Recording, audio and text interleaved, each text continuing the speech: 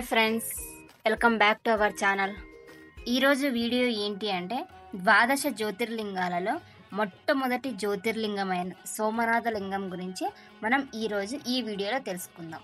అంతేకాదు శ్రీకృష్ణుడు నిర్యాణమైన ప్రదేశం కూడా సోమనాథ్లోనే ఉంది. అంతేకాకుండా వేటగాడు ఎక్కడి నుంచి బాణం వదిలాడు, శ్రీకృష్ణుడికి ఏ ప్రదేశంలో బాణం తగిలిందనేది మనం ఈ వీడియోలో తెలుసుకుందాం. ఈ క్షేత్రంలో శివుడు సోమనాథుడిగా లేక సోమేశ్వరుడుగా పూజలు అందుకుంటున్నాడు. సోమనాథులో ట్రస్ట్ రూమ్స్ అందుబాటులో ఉన్నాయి. అవి మహేశ్వరి అతిథి భవన్, లీలావతి అతిథి భవన్. అందులో నాన్ ఏసీ రూమ్ 1000 రూపాయలు, ఏసీ రూమ్ 1300. అదేవిధంగా బీచ్ కి సమీపంలో సాగర్ దర్శన్ గెస్ట్ హౌస్ ఉంది.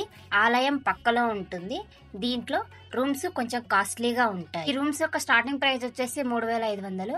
సో మీరు ఇక్కడ చూస్తున్నారు కదా, ఈ వెబ్సైట్ లోకి వెళ్ళి మీరు రూమ్స్ ని బుక్ చేసుకోవచ్చు. అంతేకాకుండా అతిథి భవన్ లోనే నార్మల్ ప్రైజెస్ కూడా ఫుడ్ కూడా లభిస్తుందండి. అంతేకాకుండా మీరు గ్రూప్ గా వెళ్ళేటట్లయితే లేదా ఫ్యామిలీతో వెళ్ళేటట్లయితే వాళ్ళకు కూడా హాల్ మాదిరి ఒక రూమ్ అనేది ఇస్తారు. ఇవన్నీ ఆలయం మరియు బస్టాండ్ సమీపంలోనే ఉంటాయి. మనకు సోమనాథ్ ఆలయంలోకి మొబైల్స్ మరియు ఇతర ఎలక్ట్రానిక్ పరికరాలు ఏంటివి అలౌ చేయరు. అదే విధంగా బ్యాగ్స్ కూడా అలౌ చేయరండి. సో ఇక్కడ మీరు చూస్తున్నట్లయితే బ్యాగ్స్ అండ్ మొబైల్స్ కి లాకర్ సదుపాయం ఉంటుంది. అవి మీరు యూజ్ చేసుకోవచ్చు. ఇక్కడ నుండి మనం ఆలయం లోపలికి వెళ్తాము. మనం ముందుగా ఆలయాన్ని దర్శించుకునే ముందు మొట్టమొదటి ద్వాదశ జ్యోతిర్లింగంగా సోమనాథ లింగం ఎలా వెలిసిందో ఇప్పుడు మనం తెలుసుకుందాం. దక్షిణి కుమార్తెలను 27 మందిని వివాహం చేసుకున్న చంద్రుడు ఎక్కువగా రోహిణి మీద అభిమానం చూపడంతో మిగిలిన వారు దక్షునితో విన్నవించుకోగా దానికి దక్షుడు ఆగ్రహించి చంద్రుణ్ణి శపించాడట. తనకు ప్రాప్తించిన వ్యాధి నివారణకై శివుడు ఇక్కడ శివలింగాన్ని స్థాపించి పూజించి శాప విమోచనం పొందాడట. అంతేకాకుండా దీనిని ప్రభాస తీర్థం అని కూడా పిలుస్తారు. శివుని ఆజ్ఞ మేరకు చంద్రుడు తన భార్యలందరినీ సమానంగా చూసుకునేవాడట. శివుడు చంద్రుడు స్థాపించిన లింగంలో కొలువై ఉంటాడని మాట ఇచ్చాడు. అందుకే ఇక్కడ శివుణ్ణి సోమనాథుడు అని కూడా పిలుస్తారు. చంద్రుడు అంటే సోముడు, సోముడు కట్టించాడు గనుక ఈ ఆలయానికి సోమనాథ లింగం అనే పేరు వచ్చింది. ఈ ఆలయాన్ని చంద్రుడు బంగారంతో నిర్మించాడని, రావణుడు వెండితో నిర్మించాడని, అనంతరం కృష్ణుడు ఈ ఆలయాన్ని కొయ్యతోనూ భీముడు రాతితోనూ తిరిగి నిర్మించాడని చరిత్ర కథనాలు చెప్తూ ఉన్నాయి. అంతేకాకుండా ఈ సోమనాథ్ ఆలయం అనేక సార్లు ధ్వంసం చేయబడి మళ్ళీ తిరిగి పునర్నిర్మించబడింది. అపారమైన సంపద ఉన్న ఈ ఆలయంలో గజనీ మహమ్మద్ తార్ ఎడారి ద్వారా 1024లో ఈ ఆలయానికి చేరుకొని సంపదను కొల్లగొట్టి ఆలయాన్ని ధ్వంసం చేశాడు. ఆలయాన్ని తిరిగి నిర్మించారు. కాశీ విశ్వనాథ ఆలయాన్ని నిర్మించిన ఇండోర్ రాణి అహల్యాబాయ్ హోల్కర్ ఈ ఆలయాన్ని తిరిగి నిర్మించారు.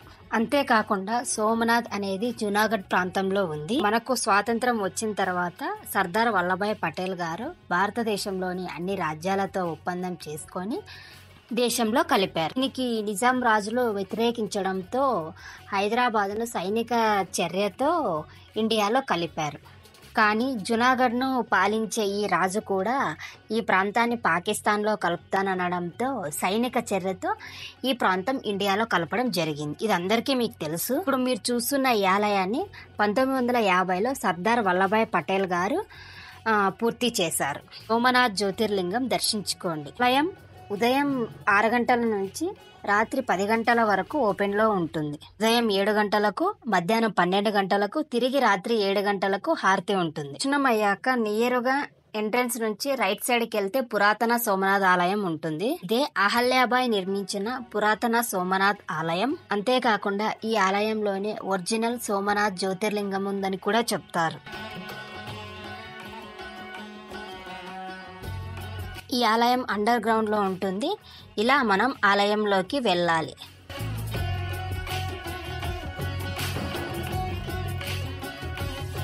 ఈ ఆలయానికి ఎదురుగా అహల్యాబాయ్ హోల్కర్ శిల్పాన్ని ఏర్పాటు చేశారు. ఇప్పుడు మనం పురాతన జ్యోతిర్లింగ దర్శనాన్ని దర్శించుకుందాం. ఈ ఆలయంలో మీరు అభిషేకం లేదా పూజలు చేసుకోవాలనుకుంటే చేసుకోవచ్చు. బయట చాలా మంది పంతులు ఉంటారండి. సో మనం వాళ్ళతో మాట్లాడి పూజ చేపించుకోవచ్చు.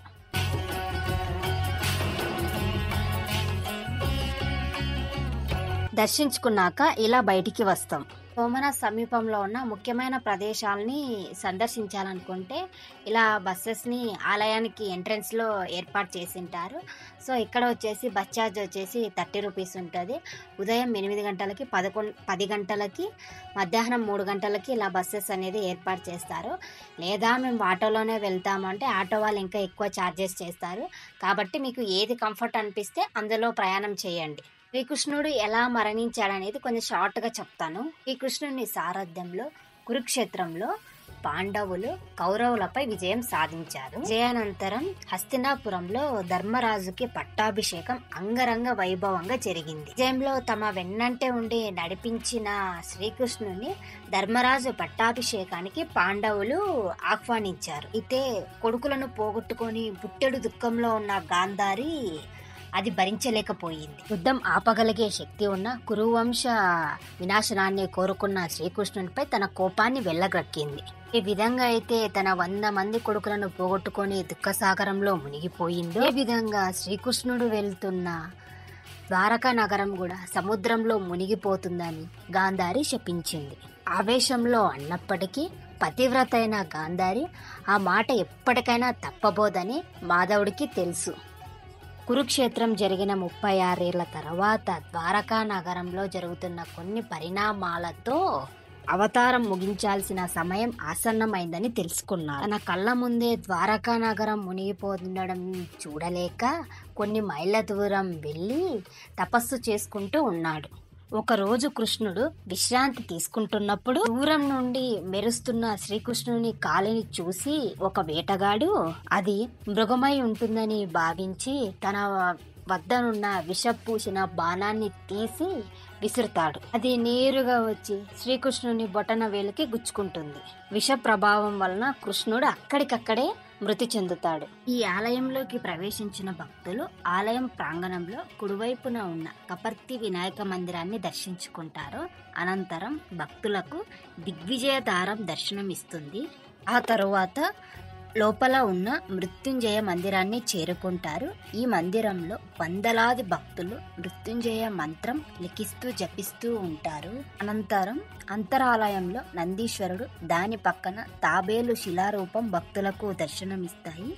గర్భాలయానికి ముందు మండపంలో ఎడమవైపున గణపతి, కుడివైపున హనుమంతుడు దర్శనమిస్తాడు. అనంతరం గర్భాలయం లోపల ఉన్న సోమనాథ జ్యోతిర్లింగాన్ని దర్శించుకొని భక్తితో తండ్రి పరమేశ్వర మమ్మల్ని అనుగ్రహించు స్వామి అని ప్రణమిల్లుతారు. ఇదే వన్ గంగా తీర్థం. సముద్ర తీరం నుంచి శివలింగాలు కనిపిస్తున్నాయి కదా, ఈ ప్రదేశం నుండే వేటగాడు శ్రీకృష్ణుని మీదకు బాణం వదిలాడు. వర్షాకాలంలో ఈ శివలింగాలు నీటిలో మునిగిపోయి ఉంటాయి, లేదంటే నిత్యం అలలతో అభిషేకం జరుగుతూ ఉంటుంది.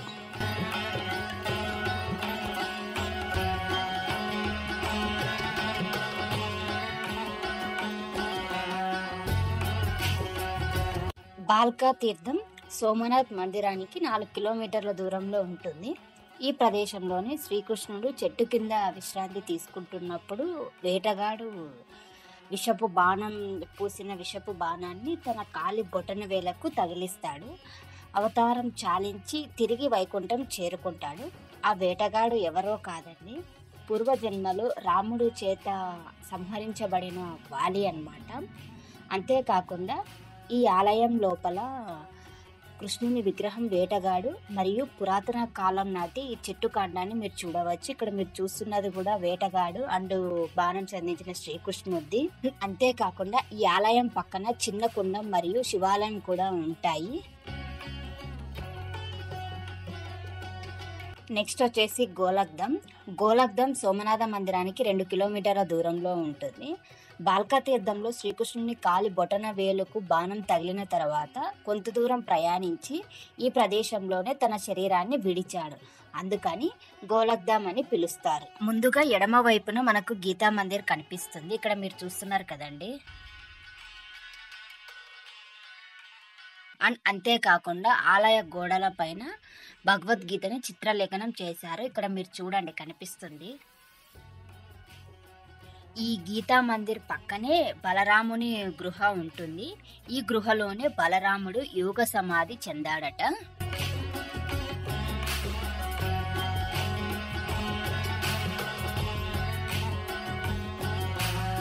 పక్కన లక్ష్మీనారాయణ మందిరం ఉంటుంది. ఈ లక్ష్మీనారాయణ మందిరానికి ఎదురుగా ఉన్న మండపంలో శ్రీకృష్ణుని పాదాల గుర్తులను మనం చూడవచ్చు.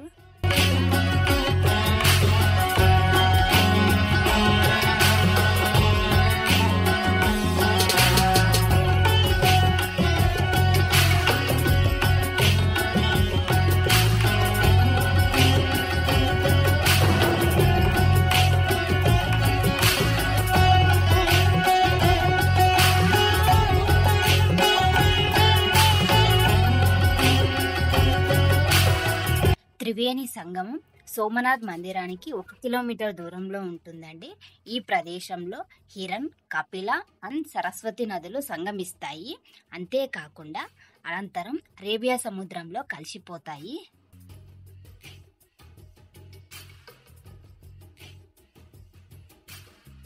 త్రివేణి సంగం ఎదురుగా కామనాథ్ ఆలయం ఉంటుంది. ఈ ప్రదేశంలో శంకరాచార్యులు చాలా కాలం ధ్యానం చేశారట. లోపల శంకరాచార్యులు గారు తపస్సు చేసిన గృహం ఉంటుంది, దర్శించండి.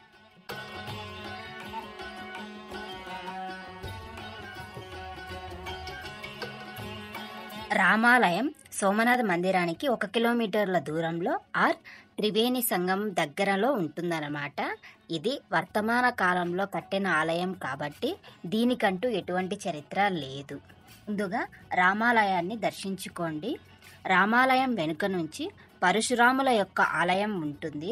క్షత్రియులను సంహరించిన తరువాత పరశురాముడు తన పాపాలను ప్రక్షాళన చేసుకొనుటకై శివుని కొరకు ఈ ప్రదేశంలో తపస్సు చేశారట.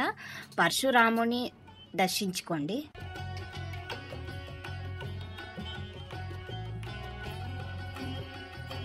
ఇప్పుడు మనం సోమనాథ్ బీచ్ మరియు బాణస్తంభాన్ని దర్శిద్దాము. సోమనాథ్ బీచ్ మందిరానికి 0.75 కిలోమీటర్ల దూరంలో ఉంటుంది. ఇక్కడ మనం టికెట్ తీసుకోవాల్సి ఉంటుంది. ఒక్క టికెట్ వచ్చేసి 5 రూపీస్ ఛార్జ్ చేస్తారు. ఈ బీచ్ దగ్గర సన్సెట్ పాయింట్ ఉంటుంది. ఇక్కడ నుంచి మనం సన్సెట్ని చూస్తే చాలా అద్భుతంగా ఉంటుంది. ఈ ప్రదేశం నుంచి మనం సోమనాథ్ ఆలయాన్ని కూడా చూడవచ్చు. ఇక్కడ చూడండి, మీరు చూస్తున్నారు బీచ్. అండ్ అలాగే ఇక్కడ క్యామెల్ రైడింగ్ కూడా ఉంటుంది. మీకు ఇష్టమైతే మీరు క్యామెల్ రైడింగ్ కూడా చేయవచ్చు.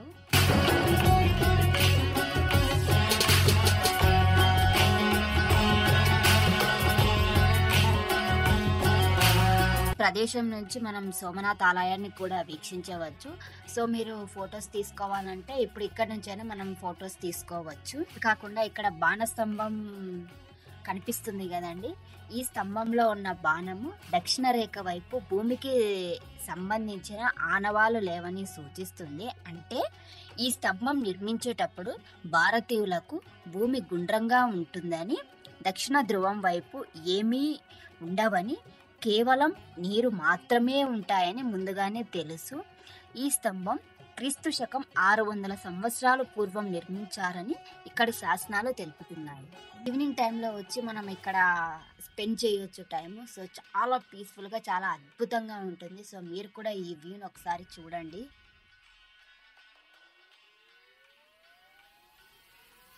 ఇది అండి ద్వాదశ జ్యోతిర్లింగంలో మొట్టమొదటి జ్యోతిర్లింగమైన సోమనాథ లింగం గురించి ఈ వీడియోలో చెప్పడం జరిగింది. అంతేకాకుండా ఈ ఆలయం చుట్టుపక్కల ఉన్న ప్రదేశాల గురించి, ఏ ఏ ప్రదేశాలు సందర్శించాలనేది ఈ వీడియోలో చెప్పడం జరిగింది. ఇలాంటి మరిన్ని వీడియోస్ కోసం మన ఛానల్ని తప్పకుండా సబ్స్క్రైబ్ చేసుకోండి. Thanks for watching this video.